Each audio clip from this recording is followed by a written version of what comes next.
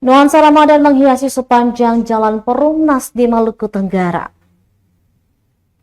Kawasan Perumnas di Kelurahan Ohoi Jangwat, Kabupaten Maluku Tenggara kembali memancarkan keindahan yang memikat. Kali ini sebagai bagian dari perayaan Ramadan. Baru pertama kali Ramadan Light menghiasi jalanan sepanjang 100 meter. Pantauan tribuambon.com, deretan lampu hias yang dipasang dari pintu masuk kawasan ini membentuk kubah masjid dengan beragam corak warna. Ada yang memancarkan warna biru, hijau, merah, kuning, yang membawa suasana hangat dan penuh makna di tengah keberagaman masyarakat di Maluku Tenggara. Inisiatif pemasangan Ramadan Light ini digagas oleh remaja masjid atau Remas Al-Falah Perumnas sejak awal Ramadan lalu.